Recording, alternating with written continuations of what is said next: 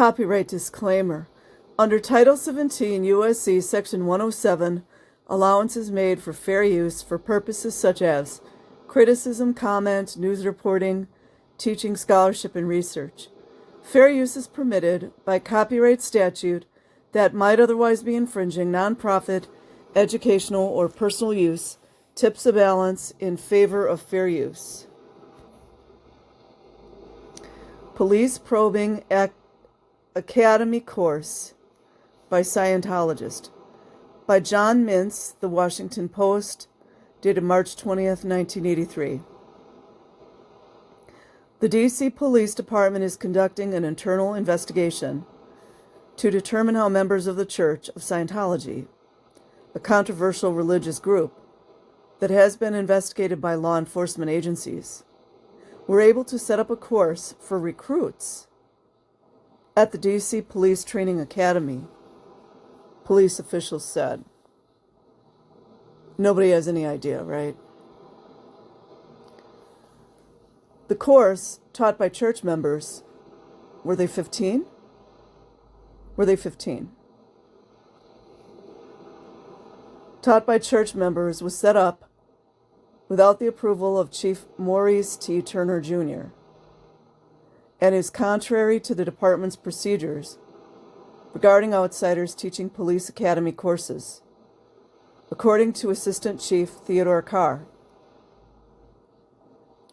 2 Scientology members taught the first half of the training course based on the church's teachings to 8 recruits last month with the approval of Inspector Horatius Wilson, then head of the police academy.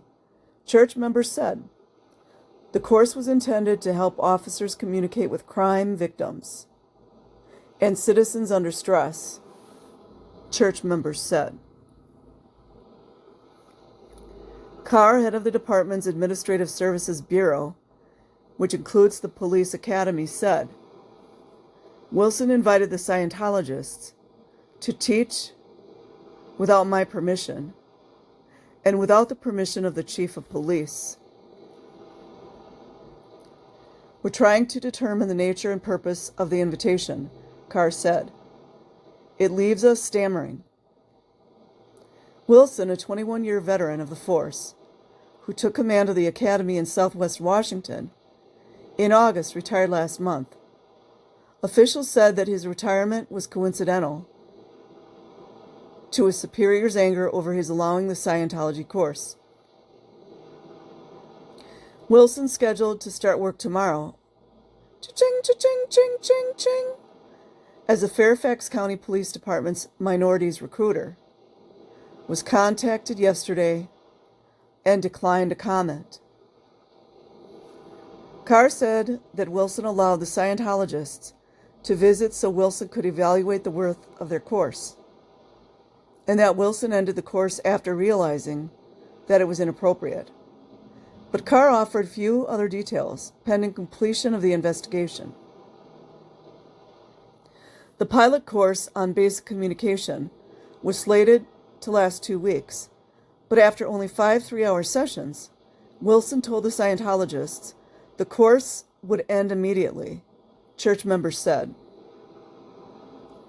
Mary Jane Keene, a Scientologist who helped supervise the course but did not teach it, said Wilson told her the course had to end because of the teacher's affiliation with Scientology, and because the course appeared to have something to do with mind control. It is not clear whether Wilson's superiors ordered him to end the training course or whether he did it on his own. The police training course was based on the teachings of the church's founder, L. Ron Hubbard, 71, a former fiction writer, who arrived at his theory of Dianetics in the 1950s and built it into one of the world's wealthiest new religions, worth $300 million and claiming 2 million members. 2 high-ranking church members were convicted here in 1980 on charges of aiding and abetting burglary in connection with break-ins at government offices in 1976. Prosecutors said the burglaries at the Internal Revenue Service, the Justice Department, and elsewhere were intended to find out about the church's status as a tax-exempt institution and about what the government knew about Hubbard. A number of other ranking Scientology members, including Hubbard's wife, have been imprisoned on various charges. Church officials have said those leaders charged with wrongdoing have been removed from their positions. The church's critics around the country have charged that top Scientologists have orchestrated harassment campaigns against them. D.C. police officials said they don't want to investigate the church, but the police academy's invitation to offer the course. Church of Scientology members interviewed said they are angry the police department kicked them out of the academy. I feel insulted by the treatment we've received, said Kian. We went in with good intentions to help the police department. Right. The episode started last September, Kian said, 1 month after Wilson took command at the academy and around the time Scientologists set up a local branch of a drug abuse therapy group affiliated with the church called Narconon. Kian, who runs Narconon's recently opened office at 509 East Street, Northwest, said she and another Scientology members approached Wilson in September to ask him to allow them to teach a course on communications at no cost to the police department.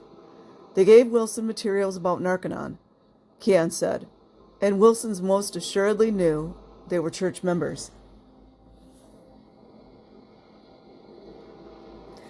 Wilson was receptive to the idea that they teach a course, the same one Narconon offers to people learning to be Narconon counselors, Kian said. After several planning sessions with police academy officials, 2 Scientology members, Robert Foss and Timothy Mantis, started teaching last month, Kian said. Foss and Mantis could not be reached for comment. The course consisted in having the recruits read and discuss materials based on Hubbard's teachings, and then hold rap sessions.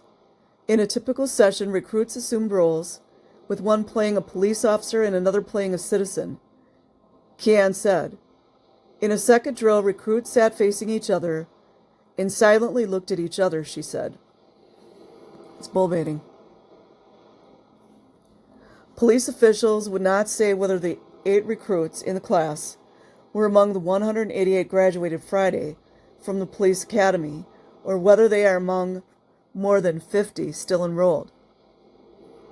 According to a police academy source, as well as to Kian, Wilson said he welcomed the Scientology teachers because the academy was so jammed with student recruits that its staff was stretched thin.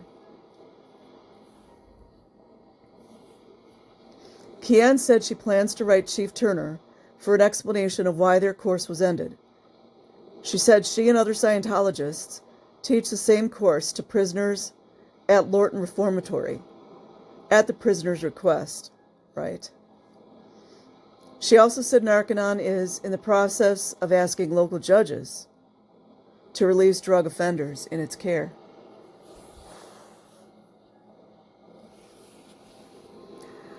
Narconon, also based on Hubbard's teachings, seek to cure drug addicts through a combination of exercise therapy, vitamins, and sauna baths, according to officials of Narconon, based in Los Angeles.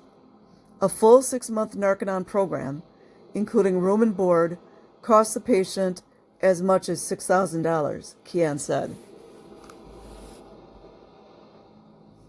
Although Narconon has attracted praise from professional athletes and entertainers, several drug therapy professionals have criticized it as ineffective. Although it is an independent group, Narconon shares philosophical beliefs with the Church of Scientology. Right, yeah, they try to distance themselves. Scientologist teachings revolve around the audit, interrogation, in which members confess embarrassing episodes from their past, blackmail material, while hooked up to the lie detector devices.